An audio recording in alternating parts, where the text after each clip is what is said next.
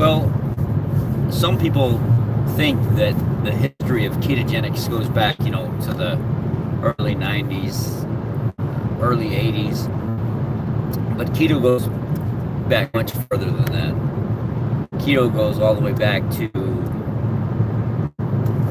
the 1500s. If you follow me on Facebook, I've talked quite a bit about this, getting into the history of keto back in the 1500s and early medicine philosophers and doctors and stuff like that prescribing low-carb diets to fix different conditions that happen in people. We could go back as far as the mid-1800s and look at William Banting on a low-carb, low-sugar diet. And even back then, he talked about healing with a low-carb, low-sugar diet, and all of a sudden his hearing and stuff started to come back. We can go beyond even that and look at in the 1700s, late 1700s, 1790, 1795, 1797, a doctor by the name of Dr. John Rollo, he talked about diabetics and the smell of their urine and how it would change. The sweetness would change from a pungent odor to something completely different once they reduced the amount of sugar and stuff in their diet, and it seemed to heal them. There's a book that I have. It was really hard for me to find, and I had to order it out of Canada. And it was Notes of a Diabetic Past, and it was by Dr. John Rollo. And then once I started reading that, some of the terminology and stuff is off a little bit. I started realizing, well, let's see how far back I can actually go. And I went back as far as the 1500s, where I heard of people talking about using a low-carb diet to cure certain conditions, right? So we pushed forward in 1920, epilepsy. It starts getting used for epilepsy.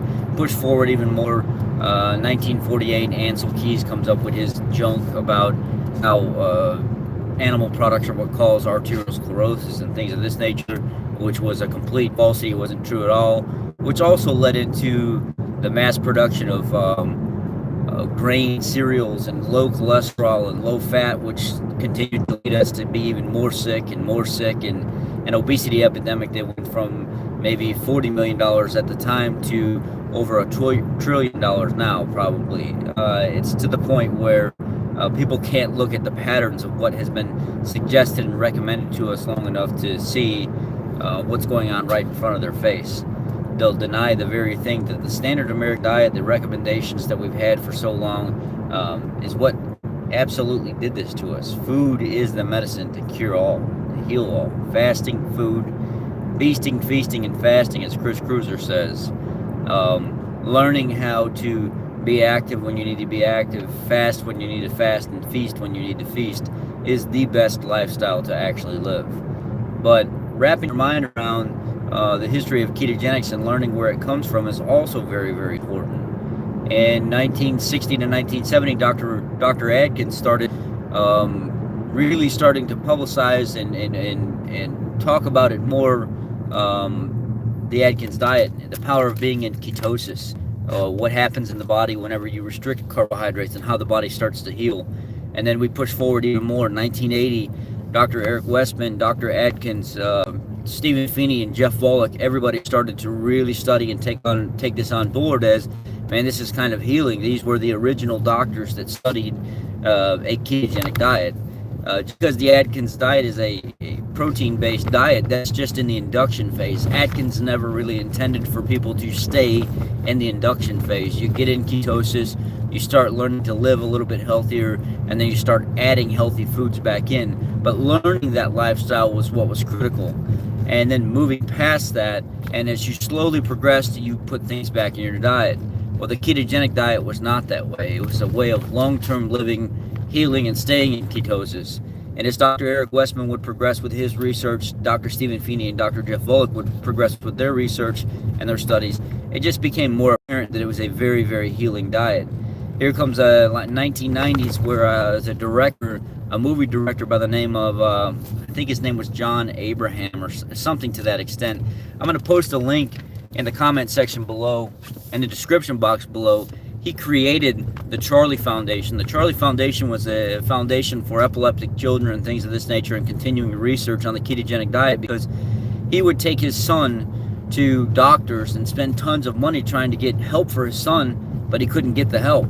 There was nobody was able to cure or do anything. And I think the story goes, he was in a library looking one time, looking at books, reading as much material as he possibly could, and he found a book that had the information about using ketogenics to treat epilepsy, and this sounded like exactly what was going on with his son. So he searched out a doctor to try to use ketogenics on his son to figure out if it was going to help him or not.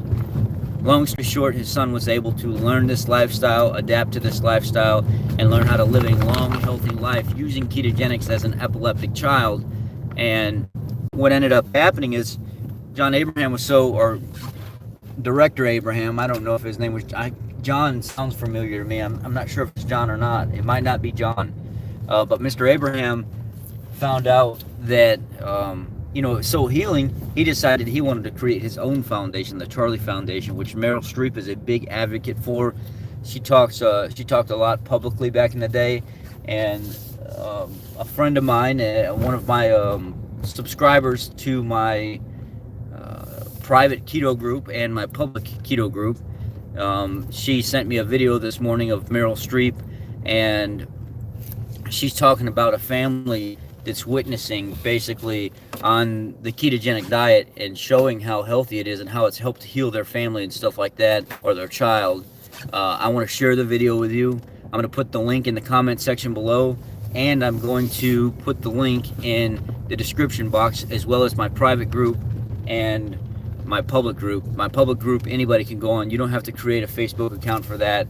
You can go watch my videos when I cook. Last night I cooked a pretty decent healthy meal, and I talked a little while why I do what I do.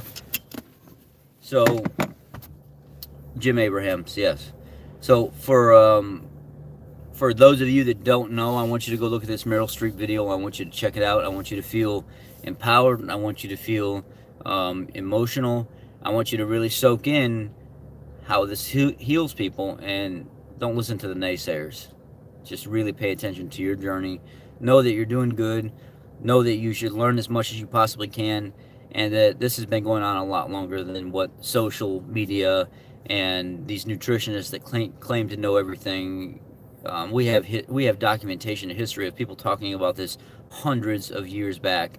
Please, please, please watch this video. Keep an open mind, soak it in, and I really want you to let it touch you where you need to be touched, and share it with somebody else. Please leave your comments in the comment box below. Let me know what you think, and I'm gonna actually try to reach out to the Charlie Foundation and go out and visit them soon. So anyway, I appreciate you guys. Thank you for everything. God bless.